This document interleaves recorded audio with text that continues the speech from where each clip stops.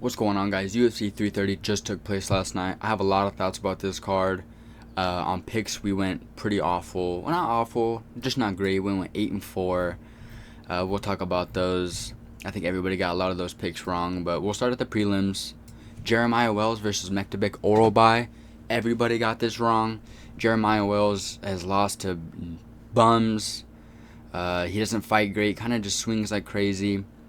Honestly caught Orolbai in the first round, which is kind of surprising. Had Orolbai look like he stumbled him a little bit. Not new for Orolbai, but I didn't think Wells was going to catch him. Orolbai got pretty good control for the first 2 rounds. I think in one of the first 2 rounds, Wells went for that same choke he ended up getting in the third, the ninja choke. Third round comes, Orolbai shoots, instantly puts him in the choke, and Orolbai was going nowhere. Choked him unconscious. Fucking crazy. The odds, I think, were like minus 4,500 for Wells to win in the third round after the first 2. Like the live odds or live betting odds or whatever.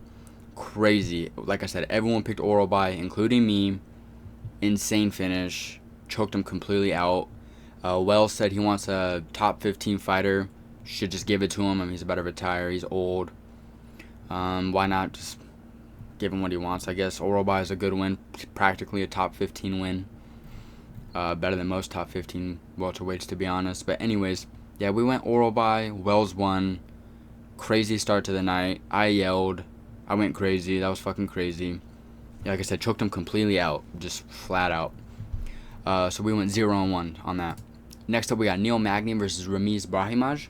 I went with Neil Magny exactly like I thought. Anyone that picked Neil Magny, this is why they picked him. Ramiz Brahimaj gasses really, really hard. Quits in fights. Neil Magny, I heard someone on Twitter call him a roach, in like the sense that he takes a lot of damage but just keeps going and will keep going forever unless he gets knocked out or finished. And yeah, pretty much that's what happened. A lot of control in the first round for Brahimaj. Second round, completely gassed, quit, didn't want to be there. Neil just got him and dropped him, finished him. Really, really good performance by Neil. Again, crafty vet. Like I said, anyone that picked Neil, this is exactly how they thought it would go. Or like a 29-28 decision. Brahimaj dominant early. But then, of course, gasses. Lost to Pune, Hele, Soriano. Magny's literally only lost. I picked Neil because he literally has only lost to the freaking best. Like, I just went right before I started this. I looked to see who he lost to. Ian Garry. He actually beat Mike Malott, but that was a really close fight. You know, in terms of him losing in the beginning. Yeah, like I said, Carlos Prates, Michael Morales, Ian Garry. Like, he's only lost to people who are either about to fight for the belt or have already fought for the belt. So he's fought like a killer's row. Only loses to like the best, the very best, the top 5 in the welterweight division right now. I think Prates, Morales, and Ian Garry are all in the top 5, if not like top 7 or something like that. All in contention for the title. Really good performance by Neil. Again, crafty. He's 39. Gatekeeper again. It was sweet. Good performance. We're 1-1 up to this point. Next up, we got Rafael Tobias versus Lucas Fernando. I picked Fernando. Better striking. Really fast on the feet. Looks big. Looks muscular for 205. Or at least his back does. His back looks really big for 205. Really good performance. Beat the dog shit out of Rafael Tobias. Beat up his legs, beat up his body, beat up his head. I wish they had like the breakdowns here. I think it's only on ESPN where they have like the breakdowns of the body. But look at this, 69 significant strikes to 13. Keep in mind how many significant strikes. We'll get into why later in the main event. A lot of significant strikes, beat him up, really sweet performance. Rafael Tobias really had nothing for him other than a little bit of control in the first round. Just beat his ass. I think he finished him with a knee to the body, if I'm not mistaken. Yeah, sweet performance, sweet striking. He's going to be pretty good for 205. Yeah, let's see him fight some, maybe a wrestler next to see if he can stop some takedowns. I think on the not the regional, but I think the LFA, he lost to Azamat Bakoyev by decision. He said that was like one of his hardest fights. I want to see him fight a wrestler, stay on the feet, because then maybe he can do something good in the rankings. Anyways, we got Vicente Luque versus Tresean Gore. Oh yeah, we picked Fernando. We're 2-1 at this point. We pick Vincente Luque versus Tresean Gore. I picked Tresean Gore. Damn, I don't know. Tresean Gore, no killer instinct. Keep that in mind for the main event too. Dude, Vincente Luque in the middle of the second round completely shot, completely gassed, and Tresean Gore did not do anything, bro. Like, he could have got him out of there for sure. I know Vincente Luque is somewhat tough, but also I feel like when he eats a lot of punches, he kind of is like, I'm good on this. Especially after that Jeff Neal fight. If you don't know, Jeff Neal knocked him out maybe like 5 years ago at this point. But I think he had like a really bad brain bleed. And since then, he's like kind of iffy on taking damage. Doesn't take as much as he used to. He used to be like one of those marauders who would just take damage and come forward anyways. Look at the Stephen Thompson fight, stuff like that. Tresean Gore, though, looks fresh, looks good, gets out of that Darce choked out. It looked tight, but it more looked like Vincente Luque was just gassing out his own arms, to be honest, because Tresean Gore laid flat. Not flat, but he was on his hands the whole time. Unless he was on his side, it would have been more tight, but like him staying here, I was like, he's probably chilling. And the way Vincente was squeezing, I was like, I don't know. And yep, after that, it was like the second round, the middle of the second round, Vincente gets up and he's completely gassed, like completely shot. Tresean Gore should have put the pace on him, the pressure on him, put the pause on him, get him out of there, dude, and he just didn't. He ended up winning the fight. I picked Gore. Not like the most impressive win of all time, especially after Tresean Gore's last fight where I think he got a finish. I think a guillotine. In a fight he was supposed to lose and then get cut from the UFC. Here he gets like more of an easier matchup and then kind of has a layup after Vincente gasses. Doesn't do really anything. Kind of a bummer. Yeah, Tresean won, I think 29-28, I think it was. I could be wrong on that. I wish they had the, they tell you right here. Okay, yeah, I wish they had the scorecards here, though, because I don't know. I think it was 29-28, if I'm not mistaken. We picked Gore, 3-1. Good start to the night. Doesn't stay that way, though. We got Dante Johnson versus Eric McConaughey. Dante Johnson, last performance was awful. Awful. I watched that fight in person. He looked absolutely trash. I think it was the Cody Brundage fight, if I'm not mistaken. Somehow didn't get Cody Brundage out of there when everybody can get Cody Brundage out of there. Goes in this fight, doesn't look great on the feet. Kind of swings kind of crazy. Ends up catching McConaughey, though. I picked Dante Johnson. McConaughey, I thought, might work his way back into the fight if he survived a couple more minutes. He did not. Nasty knockout. Ends up catching the ref, too, with the elbow, and the ref was, like, walking out of the octagon like he got hurt really bad. Elbowed, I don't know. I didn't even see the elbow. That's just what I heard. And I seen the footage of the ref walking out, like, stumbling and stuff. Yeah, Dante Johnson. Doesn't look great. I think they said something about him being a football player or something like that. He looks like one. He looks like one when he fights. Yeah, McConaughey, keep your fucking hands up, man. The guy's just swinging bombs. Lands actually a clean punch too. It was like a straight left, I think it was, or maybe a straight right. Either way, really, really nasty punch. Lands a few on the way down. Catches the ref. 2 knockouts in one night. You can't cry about the performance too much. He made up for the Brundage fight by catching the ref. We're 3-1. I think it was. This is a close fight. This is a fast fight. Not really much to say. Yeah, I think we're 3-1 at this point. We picked Dante Johnson, knocked him out. Nasty knockout. Super necessary punches at the end. Next up, Charles Johnson versus Eduardo Chapelin. Eduardo Chapelin actually probably would win this fight 9 times out of 10 if this was not 4 days notice, because he was whooping Charles Johnson that first round, a little bit of the second round, but after, I think there was a knockdown in the second round. It was the second round. Yeah, after that second round, drops him, and then after that he's completely shot. He's gassed, he's breathing heavy, he's shaking out his arms. Chapelin, I guess, is a striker. I didn't see any of his fights before this, so forgive me. They said he was a striker and he trains with Daniel Cormier. His takedown defense looked really, really good, sprawling really hard on Charles Johnson. Charles Johnson didn't really get any of his shots in, if I'm not mistaken. Takedowns, yeah, 0 out of 5. Really, really good takedown defense. I guess that was an issue for him in the past. Not here. The issue was the short notice. Really want to see Chapelin get another fight in the UFC. Like I said, I think he would have beaten Charles Johnson if this wasn't, I think they said 4 days notice, which is crazy. And look at the odds too. That tells you how much faith the bookies have in Charles Johnson. Same that I did. I had no idea who was gonna win this fight. I picked Charles Johnson though. Thankfully, gets it done with a Scottish Twister in the third. I knew it was coming too. When he took his back, I was like, Scottish Twister. Ended up getting it. Yeah, like I said, Chaplin looked pretty good on the feet. Didn't have much pop though before the knockdown. I was like, I don't know if he's gonna be able to hurt Charles Johnson like Alex Perez just did. But ended up doing it. Hurt him really, really bad. I thought he was out. Springs back up, and then Chaplin's gassed. Like I said, great performance by Charles Johnson. Great performance by Chaplin. Honestly, can't really complain about it. 4 days notice. Probably on the couch chilling. He looked a little flabby. Yeah, Charles Johnson gets it done. Another win. Yeah, that makes us 4-1. Good fight though. It was really, really good fight. Chidi and Njokuani versus Joel Alvarez.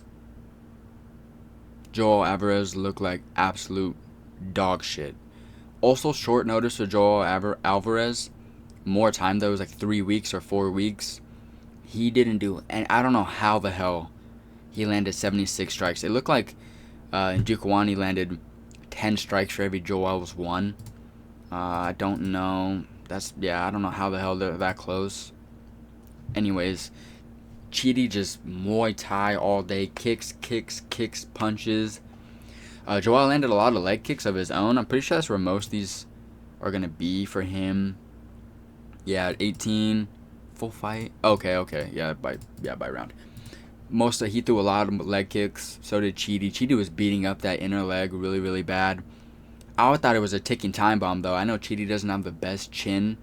So I was kind of waiting for Joel to just get in close and land that bomb, and just never did. He never hurt Chidi once in this fight. Shocking. Man, yeah, I picked Joel, as most people did. The odds I thought were crazy, though, for a short notice. I mean, Chidi's coming down from middleweight. I think this might be a couple fights at welterweight for him already. I'm not exactly sure. I know he's coming down from middleweight, and Joel's coming up from lightweight. Thought he was going to be faster. Cleaner, probably a little more powerful. Chidi's not super powerful.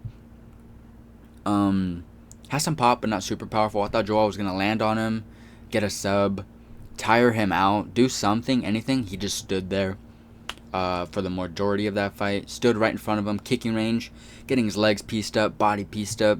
Chidi looked really, really good though. I have no complaints with Chidi. Maybe push the pace a little bit more when Joel's doing nothing, literally nothing. Good win for him. We picked Joel. That makes us like 4-2 at this point. There were a lot of weird upsets on this card. I think the two biggest favorites lost on the card by finish, by choke, which is crazy. Anyways, yeah, Chidi wins by decision, probably 30-27, easily. Just Muay Thai all day. Joel did nothing. Joel hasn't looked good at welterweight. Probably should go back down to lightweight. Probably a hard cut for him though. Oh well, this is going to be hard for him at welterweight. And next up we got Edson Barboza versus Esteban Ribovic.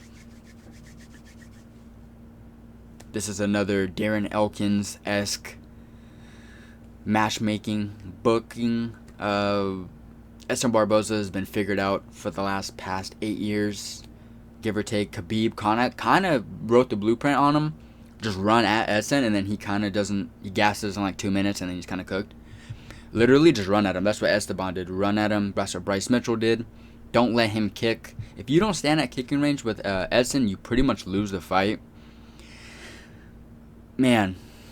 Or don't get too close and eat a knee like Billy Q. Anyways, Edson Barboza says this isn't his last fight.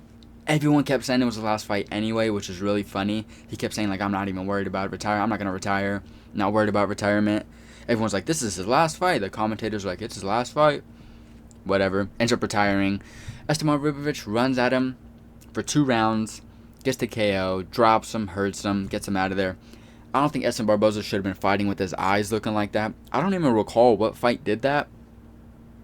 I don't know. I don't remember what fight he got hurt really bad where his eye broke and his eyes drooping like Yoel Romero. Doesn't look good. It's a bad look. He's shop worn. He's hurt. He's 40. He looked really, really good though. He looks in super good shape every fight for whatever reason. Just trains really hard or something else. I don't know. But Esteban, yeah, just runs at him. The blueprint's been written on Edson. There was just no way that Edson was gonna win other than a wheel kick, which I don't even remember. I don't even recall if he threw any. Maybe one that was really close. Like he was too close to throw it. Yeah, this is just one of those Darren Elkins fights though. Like I said last week, we just don't learn anything. There's just nothing. Edson loses. We knew he was gonna lose. Esteban doesn't really look amazing. Like he doesn't look like whoa. His striking super improved. His grappling's improved. Anything. We don't learn anything.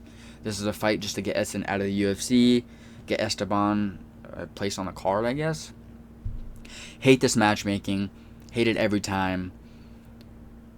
Just give Edson a winnable. Like why do this to Edson? This does nothing for Esteban. This isn't like a champion where I know Dana White doesn't like when champions drop their belts and he wants someone to beat him to take the belt off him. This isn't that scenario. Edson's out of the UFC now, going off like a bunch of bad losses. This is another one. Face was bloody in the first round. Face swollen. This does nothing for Esteban at all. Hate it. We picked Esteban, as did everybody.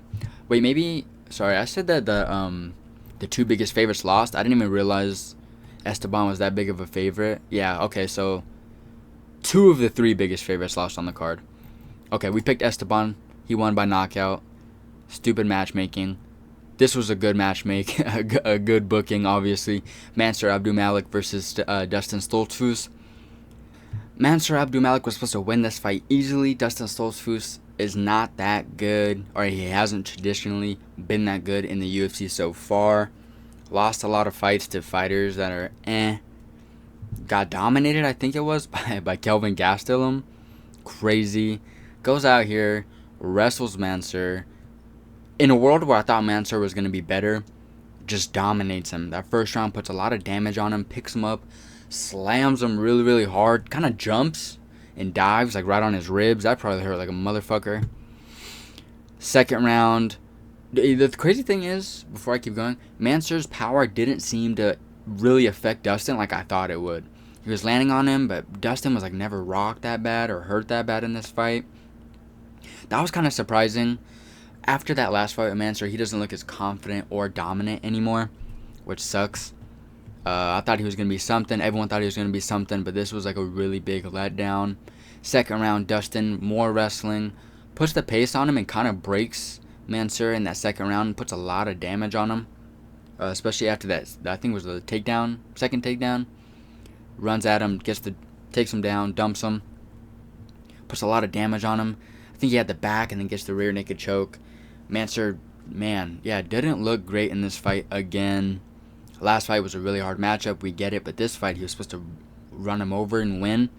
Did not happen. Dustin with probably the best win of his career that I know of off the top of my head. I can't even think about who he's beaten, to be honest, in the UFC. I know we lost to Boost in like a round. Lost to Kelvin Gastelum. Yeah. Probably his best win of his career. Really, one performance of the night. Really, really good performance. If you haven't seen Dustin fight before, you probably think he's like a really, really good fighter after this fight. And, I mean, he looked good this fight, but he just isn't that great of a fighter. Really bad look for Mansur. Probably should take some time off and reevaluate. I wouldn't jump into another fight anytime soon. This was like a real confidence breaker if the last one wasn't. We picked Mansur as everyone did, so that makes us like 6-3 or something like that. We ended up 8-4 on the card. Anyways, we got Jalen Turner versus Callaway Fernandez. I picked Jalen Turner.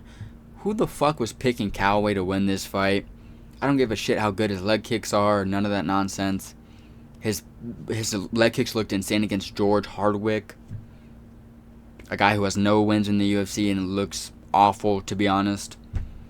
Jalen Turner, though, comes back, beats Edson Barboza, I think last year. Again, that's Edson Barboza, but he looked like he had that killer instinct back. That was the whole thing about Jalen Turner. Everyone knows Bobby Green goes out there and destroys him. The ref doesn't pull him off, beats him damn near to death. After that, Jalen Turner's scared to put damage on people. fights Ronaldo Moicano, knocks him out, essentially. I was there for that fight live. Literally sleeps Moicano, walks away. Moicano's like on the ground. They keep the fight going. Moicano ends up coming back and beating Jalen Turner when Jalen Turner basically won the fight. Jalen Turner retires, comes back. Cowboy Fernandez whoops his ass. He whoops Cowboy Fernandez's ass. First round was like 40 seconds. Yeah, 39 seconds. Demolishes him. Cowboy Fernandez tried throwing a spinning back fist on a guy who's like 6'4". Come on, bro. What? Yeah, isn't Jalen Turner like 6'4", 6'3", 6'2", something crazy? Used to be a welterweight. Man, yeah, that was the easiest pick of the night. I didn't think Cowboy had anything really for him. If Jalen Turner was coming in here with that killer instinct, he's one of the best fighters in the UFC. I think on the feet. He had a good fight against Dan Hooker, which he might have won. A lot of good fights. Gamrot, which I thought he won. I think I was there for that fight too. I was there for a lot of Jalen Turner fights. He fights in Vegas a lot. But, man, yeah, I picked him. I didn't even think about it. I just know he beat George Hardwick, and everyone's like, the leg kicks are coming for Jalen Turner. It's like, bro, that's George Hardwick. You know what I mean? Jalen Turner goes out there, blasts him. Cowboy Fernandez throws a spinning back fist on this guy. Doesn't even come close. Then Jalen Turner just keeps coming after him, sleeps him. I think he hit with the uppercut and landed a bunch of extra shots at the end. Really, really good performance. I'm glad Jalen Turner's back. I'm a big fan of Jalen Turner. Hopefully he does get some rankings next. I think he probably beats a lot of those guys up there. Obviously not at the very top, but a lot of those guys up there. I want to see him fight some more strikers. Let's keep that going. But yeah, really, really good performance. I had no doubt that Jalen Turner was going to win that fight. And he won performance of the night, even better. Mackenzie Dern versus Jillian Robertson. If you pick Jillian Robertson to win this fight, you do not know ball. Jillian Robertson, on the feet, cannot fight. She is not a striker in any sense of the imagination. Man, dude, she is awful on the feet. Awful, awful. 1 to 10, her striking, 0. Ryan Hall versus her would be like, or maybe Ben Askren versus Jillian Robertson on the feet. That might be like the worst on the feet matchup of all time. Like, Jillian Robertson is terrible on the feet. She looks like she can't throw a punch. I don't know how she got a UFC title fight without throwing a punch. That kind of goes to show how low level a lot of women's mixed martial arts fights are. Not shitting on women, just shitting on the fact that they are not even close to being on the level of men, especially at this level. There's a lot of champions, female champions, who I think are really, really good. Amanda Nunes, Weili Zhang, Rose Namajunas, Joanna Jędrzejczyk, all those people, sweet. There's just a lot of champions who fight fucking bums. Which, Jillian Robertson, dude. Mackenzie Dern gasses out after whooping Jillian Robertson for 4 rounds. Gasses out. Jillian takes the 5th because Mackenzie is just like, I'm a serve. Mackenzie Dern's like, I'm going to do whatever. I'm just going to do nothing because Jillian can't do anything to me even when I'm completely gassed and hurt, trashed, whatever. Mackenzie Dern was sitting there in like fetal position for maybe 7 minutes of this fight, and they should have just stopped the fight and gave Mackenzie Dern the win. Because Jillian Robertson cannot do shit on the feet, has no power, was never in a million years going to sub Mackenzie Dern. I don't know. Bro. Like, they should have just booked up any other fighter. Someone with some striking. Because this was kind of like a stall fest. Because Mackenzie couldn't get the sub on Jillian. Jillian was good enough to not get subbed. But Mackenzie was good enough to not have Jillian do anything in this fight. 4 rounds to 1, clear as day. Like I said, Dern gassed. Didn't do anything in the 5th. Knowing Jillian can't do shit to her. Was never close to subbing her. Never close to getting a finish. When Mackenzie Dern was really close to getting a couple finishes. Had a rear naked choke, I think, in the 1st round. Landed a lot of shots. But yeah, this was like a stalemate for 5 rounds. Because Mackenzie would get the takedown. or keep it on the feet and just like pepper her with shots. Mackenzie Dern doesn't hit super hard either, but she does have like decent striking. It's gotten a lot better since she's been in the UFC, which really makes me wonder what Jillian's coaches are doing. If you watch Mackenzie Dern's earlier fights, everyone knows awful. If I'm not mistaken, Dern trains with Jason Perillo, and her striking has gotten progressively better. You can tell. She used to just wing overhand rights over and over, hoping to get like a takedown or in the clinch. It's gotten better over and over in time. So what have Jillian Robertson's coaches been doing since she's been in the UFC, which is forever now? I feel like 6 or 7 years. Nothing. And then Dean Thomas, bro.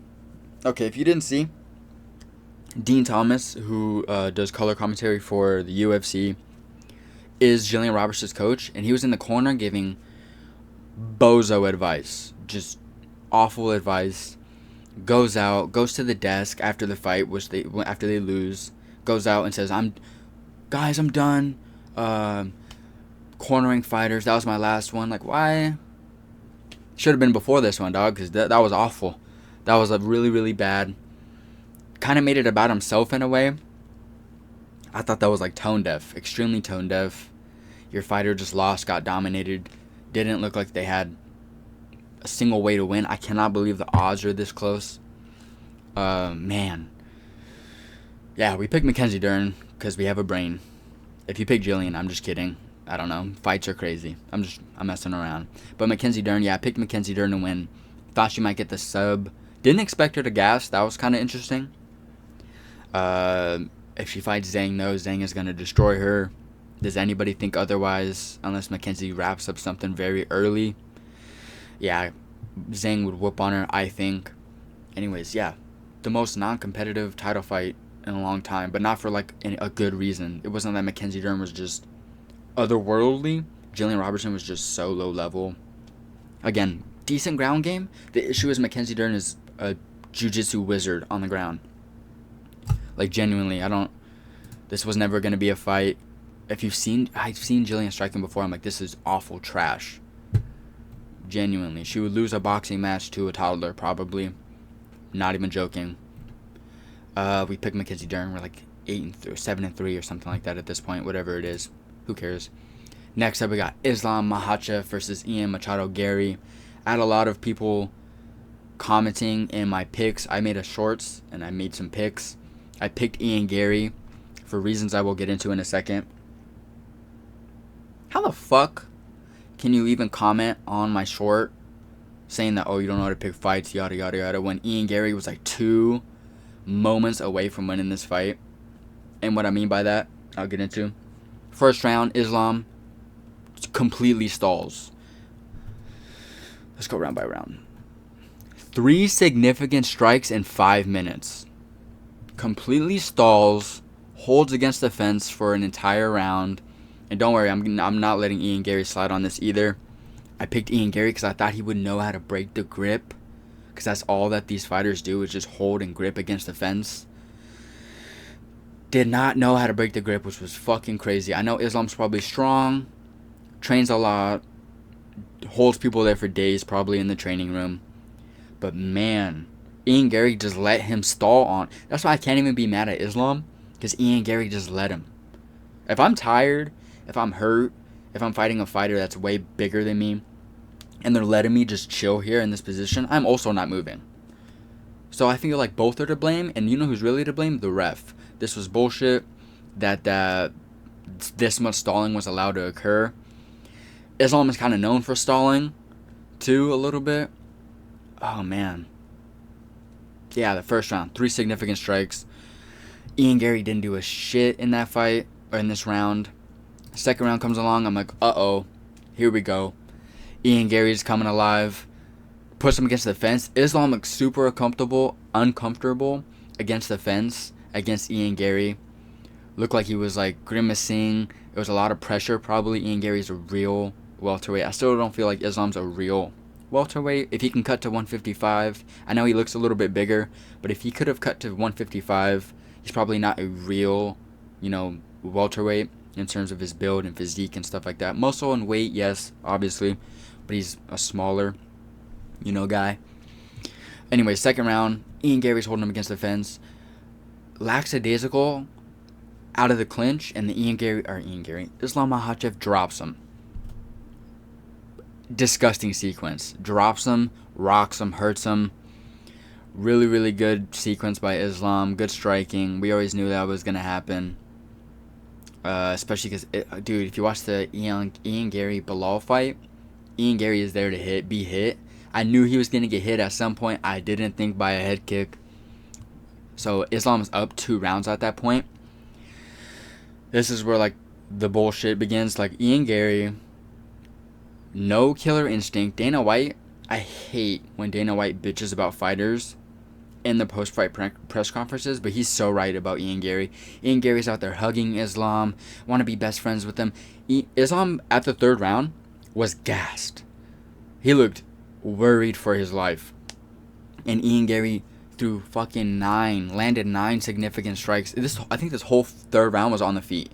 Lands 9 significant strikes against the guy who's like kind of just like, please don't hurt me. Like, please don't put me against the fence. Don't hurt me. Don't put pace on me. Just let me rest for this 3rd round, please. And he did. Ian Garry landed some good body kicks, a couple jabs, some good teeps to the leg, some oblique kicks. But just nothing that was like, oh my god, he's like really gonna hurt Islam here. I was waiting for it the whole round. Like, are you gonna do something or nope? Perfectly fine with being Islam's best friend. Was asking for autographs in the middle of the round. Can you sign this for me, please? Fucking bozo, dude. He could have won this fight, honestly. That's why I'm like, why are people commenting like Islam went out there and did what Quillen did to Gamrot? Like, that would have been something to comment about. Man, freaking Islam stalls for dear life while Ian Garry does nothing. Like, that's not like a holy shit. It's really sick that Islam beat Anderson Silva's record. Like, that's cool and all. That's really, really cool, impressive, will never be broken again. But this was like the most unimpressive performance he's probably had, honestly. Can you think of another unimpressive performance? Volk, maybe the Volk one, because he kind of stalled on that one too. Especially when he gets the back. Islam literally does nothing on the back, and I know you can't stand him up. Like, there's nothing you can do. That's a really dominant position. But Islam doesn't go for subs on the back. Especially when he's tired. He literally hides his head behind the other guy's head so he doesn't get hit. Look at the Volk fight. Look at the Ian Garry fight. This was for sure the most unimpressive win of like Islam's title run. I know he's fought less people like Moicano, Volk the 2nd time, Poirier. This was super unimpressive. A whole lot of stalling. The 2nd round sequence, that was like the highlight. Hurt some, drops him with the head kick. That was pretty sweet. But a lot of stalling, a lot of holding on for dear life, a lot of please don't hurt me with Ian Garry asking for autographs and selfies. Islam had his back at one point. Ian Garry pulled out his phone, asked for a selfie. Dude, what the fuck? I'm not even an Islam hater. I actually like Islam quite a bit. I think he's a really good fighter. Top 5 GOAT, probably. Especially if he keeps fighting. And I think Ian Garry was easily going to be his hardest fight at welterweight, and I still stand on that. Carlos Prates getting taken down by Leon Edwards. Michael Morales not really having much competition up to this point. If he gets that title fight, we'll see. I think Ian Garry's probably his hardest fight. Long, lanky, good striking. I thought good IQ. I thought better IQ. Like, man, he's gassed. He's like shaking out his arms. He looks worried. Like, go get him. You just should have gone and get him. I know, easier said than done, but really though, like, he was gassed. Kept giving up the back positions. Islam stalled though. Like, that was, I had it 2-2 going into the 5th, and then Islam took the back and did nothing. No damage. Over the course of a 25-minute fight, Islam landed 22 significant strikes, bro. Don't let anybody tell you this was like a crazy performance, dominant performance.